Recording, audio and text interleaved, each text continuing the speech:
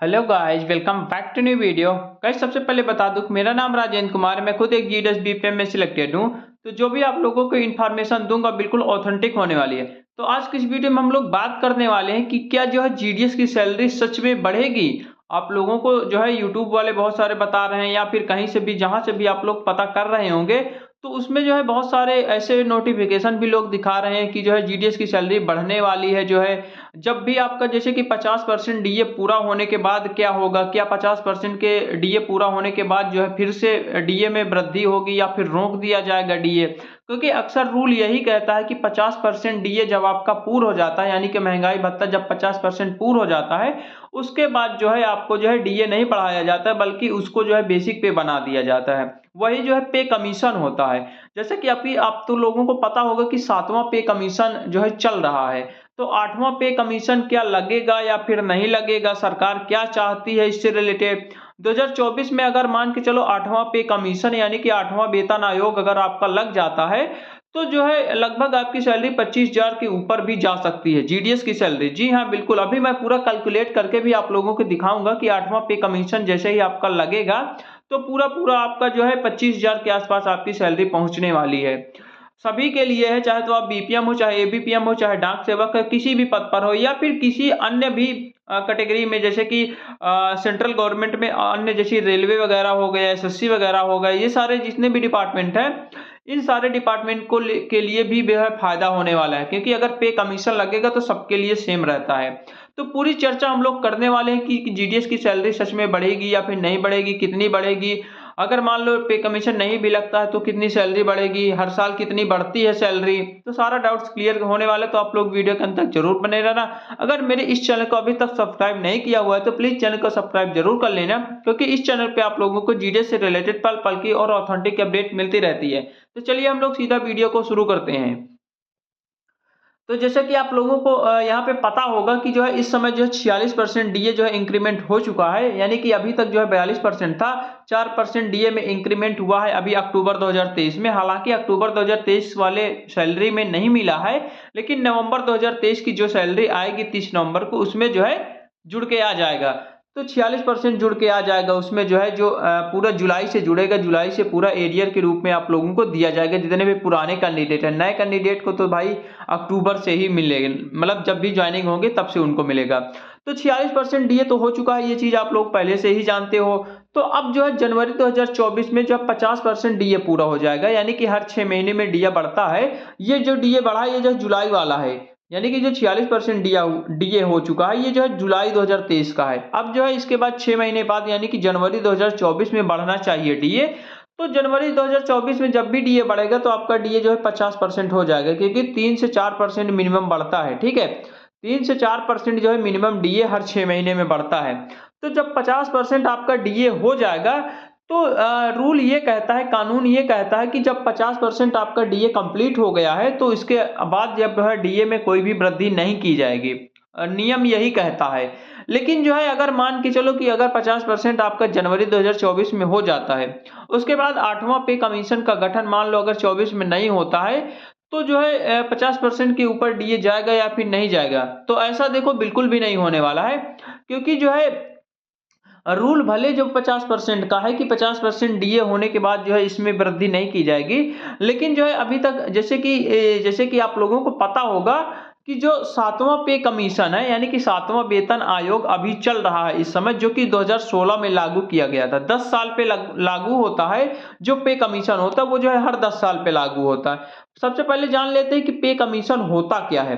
तो यहाँ पे ध्यान देना, पे कमीशन यानी कि जो वेतन आयोग होता है वो जो है इसलिए बनाया जाता है। ये पहली बात, तो सबसे पहले हर 10 साल में बनाया जाता है। जो पे कमीशन है यानी वेतन आयोग है, हर 10 साल में जो है पे कमीशन का गठन किया जाता है। और इसमें फायदा क्या होता है, जितने भी कर्मचारी होते हैं, गवर्नमेंट कर्मचारी, सेंट्रल गवर्नमेंट कर्मचारी जितने भी होते हैं, उनको क्या किया जाता है कि मान के चलो कि जब भी पे कमीशन लगता है तो उस समय की उसका बेसिक पे जोड़ा जाता है, उसके बाद उसका डीए जोड़ा जाता है।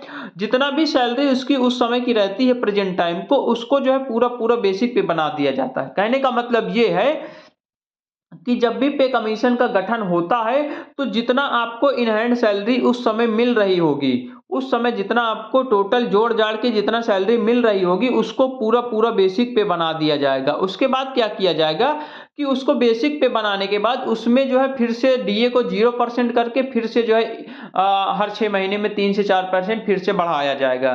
तो जैसे कि मान लो कि उदाहरण के तौर पर मैं यहाँ पे बता रहा हूँ कि जैसे कि मान के चलो 2024 में अगर आप जो है पे कमीशन का गठन हो जाता है, वेतन आयोग 8वां वेतन आयोग लग जाता है 2024 में मान लो, क्योंकि चुनाव का माहौल भी है तो जो है लागू होने का चांसेस ज्यादा है। मान के चलो अगर उदाहरण के तौर पर 2024 में अगर गठन हो जाता है और 2024 में अगर जीडीएस बीपीएम की सैलरी 18,000 टोटल जोड़ जाड़ के हो रही है, सब जोड़ जाड़ के मान के चलो अगर 18,000 पहुंच रही है वेतन, तो क्या किया जाएगा कि जो है ये 18,000 को जो है मूल वेतन बना दिया जाएगा, यानी कि बेसिक पे इसको बना दिया जाएगा।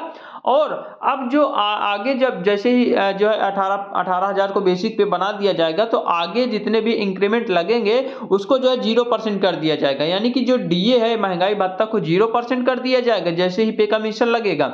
उसके बाद क्या होगा कि फिर हर 6 महीने में 3-4% डीए बढ़ बढ़ के फिर जो है धीरे धीरे ऐसे ही बढ़ता चला जाएगा।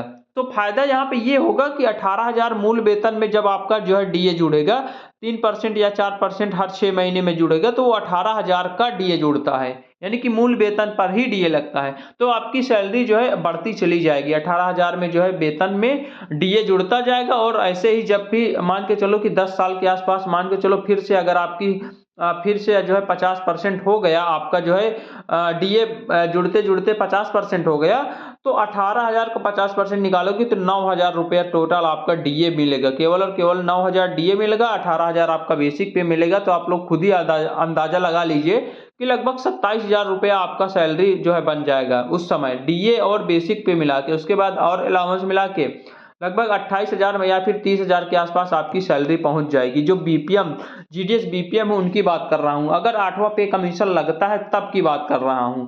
अगर मान लो कि देर में लगेगा तो आपकी और जो बेसिक पे उसको देर में बढ़ाया जाएगा। तो यहाँ पे थोड़ा सा बात कर लेते हैं कि जो 8वां पे कमीशन है वो जो है एक्चुअली में उसका टाइमिंग 2026 में पूरा होता है, लेकिन इसमें रूल ये कहता है कि अगर बीच में सरकार चाहे 10 साल के पहले भी अगर सरकार चाहती है इसमें परिवर्तन करना, इसका जो है पेमेंट बढ़ाना चाहती सरकार, अगर खुद चाहती है तो जो है पहले भी हो सकता है, लेकिन मिनिमम इसका ड्यूरेशन 10 साल होता है कि 10 साल पे जो है आयोग का गठन किया जाएगा और महंगाई भत्ते को देखते हुए जो है पुराना जितना भी मतलब कि उसका पूरा वेतन है उसको जो है बेसिक पे कर दिया जाएगा। ठीक है, तो यहाँ पे मुद्दा ये देखने को मिल रहा है कि 2024 में जो है इसका आयोग का गठन हो जाना चाहिए, क्योंकि लगभग 2 साल लग जाता है आयोग का गठन होने के बाद, जब इंक्रीमेंट लगने में लगभग 2 साल लग जाता है। ऐसे ही 7वां वेतन आयोग में भी 2014 में इसका गठन हुआ था, 2016 में जाके ये लागू हुआ था, तो 2 साल लगभग लग जाता है। तो यहाँ पे भी 2 साल लगभग लगेगा कि 2024 में चुनाव भी है, लोकसभा का चुनाव भी है अप्रैल मई में, और जो है अगर 8वां पे कमीशन लगना होगा तो मार्च के आसपास, मार्च के पहले पहले 8वां पे कमीशन का गठन हो जाएगा। हालांकि लगेगा नहीं लेकिन गठन हो जाएगा। इस आयोग का अगर गठन हो गया तो भाई आपकी बल्ले बल्ले हो जाएगी, क्योंकि सैलरी आपकी जो है बहुत ज्यादा बढ़ने वाली है। जितना भी उस समय जिस समय भी पे कमीशन बन जाएगा उस समय जितनी आपकी टोटल सैलरी होगी उसको जो है बेसिक पे बना दिया जाएगा और उसमें जो है डीए वगैरह सब शुरू से जोड़ना शुरू हो जाएगा। तो ये चीज होता है, पे कमीशन का ये फायदा होता है। तो वही चीज है कि जब भी पे कमीशन लगेगा तो जितने भी आपकी इन हैंड सैलरी होगी उसको बेसिक पे बना दे। जैसे कि यहाँ पे बीपीएम की सैलरी मान के चलो इस समय 12,000 है, 50% जोड़ोगे तो 6,000 हो जाएगा। उसके बाद 250 या 500 ऑफिस के लिए और स्टैंडिंग के लिए 25 रुपया। तो टोटल जोड़ जाड़ के अगर मान के चलो जब भी 2024 मार्च 2024 में अगर टोटल जोड़ जाड़ के इतना सैलरी बीपीएम की बनेगी, लगभग 18,500 आप लोग मान लीजिए कि 18,500 आपकी जो है उस समय सैलरी होगी बीपीएम की। तो क्या होगा जब भी 8वां पे कमीशन लगेगा तो ये जो 18,500 है इसको जो है बेसिक पे बना दिया जाएगा, इसको मूल वेतन बना दिया जाएगा। अब जो डीए जुड़ेगा अब इसी में जुड़ेगा, जैसे कि 3% जुड़ेगा तो 18,500 का 3%, फिर जो है 4% बढ़ेगा तो फिर 4%, 10% बढ़ते बढ़ते 20% हो गया तो 18,500 का 20% मिलेगा, 40% हो गया तो 18,500 का 40% मिलेगा। इससे जो है आपकी सैलरी बहुत ज्यादा इंक्रीमेंट हो जाएगी, तो 25,000 के आसपास आपकी सैलरी वैसे भी पहुंच जाएगी। ठीक है, धीरे धीरे जब भी डीए बढ़ता जाएगा तो 25,000 30,000 तक भी आपकी सैलरी पहुंच जाएगी। एबीपीएम का भी वही हाल है, 10,000 बेसिक पे है, 5,000 मान लो जनवरी 2024 में मार्च 2024 तक जब भी फाइनल इंक्रीमेंट डीए का लग जाएगा तो 50% जब भी डीए हो जाएगा तो 5,000 उसका, उसके बाद 180 ये, तो लगभग 15,000 रुपया, 15,180 रुपया आपका जो है एबीपीएम की सैलरी हो जाएगी। तो इसको जो है मूल वेतन बना दिया जाएगा। अब इसमें जो है डीए वगैरह इसका जो है लगने वाला है। तो 8वां पे कमीशन का यही फायदा होने वाला है। अगर मान के चलो कि 8वां पे कमीशन नहीं भी लगता है, मान के चलो किसी कारणवश नहीं लगता या फिर सरकार नहीं चाह रही है कि 8वां पे कमीशन हम लोग लगाएं, तो क्या आपकी सैलरी बढ़ेगी? तो यहाँ पे देखिए, वैसे तो हर साल जो है 3% इंक्रीमेंट आपके बेसिक पे में होता है। उसके बाद डीए जो है हर 6 महीने में 3 से 4% डीए बढ़ता ही बढ़ता है। तो इस प्रकार से जोड़ा जाए तो लगभग आपकी 1 साल की जो सैलरी में इंक्रीमेंट है, लगभग 1500 से 2000 के आसपास वैसे भी इंक्रीमेंट लग जाता है। टोटल जोड़ जाड़ के 1 साल का सब कुछ जोड़ जाड़ के वैसे भी 1500 या 2000 के आसपास आपका इंक्रीमेंट वैसे भी लग जाता है। अगर मान लो 8 पे कमीशन नहीं भी लगता है तो वैसे भी इतना हर साल जो है 1500 से 2000 आपकी सैलरी बढ़नी है। तो ये आप लोग खुद ही आइडिया लगा लीजिएगा।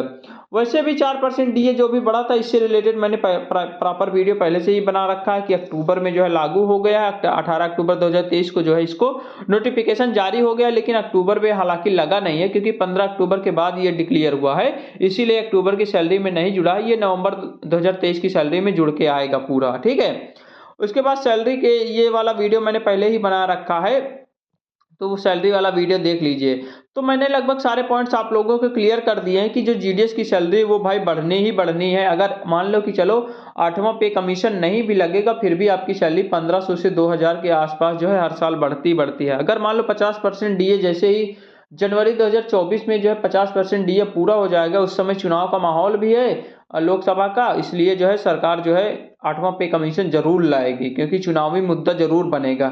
अगर 8वां पे कमीशन लग गया तो भाई आपकी सैलरी जो है काफी ज्यादा बढ़ जाएगी, आपको टेंशन लेने की जरूरत नहीं है, ठीक है। फिलहाल देखते हैं जो भी होता है, जो भी होगा वो जो है देखा जाएगा। जो भी इससे रिलेटेड कोई भी नोटिफिकेशन जैसे ही कोई आएगा तो मैं जरूर वीडियो बना दूंगा।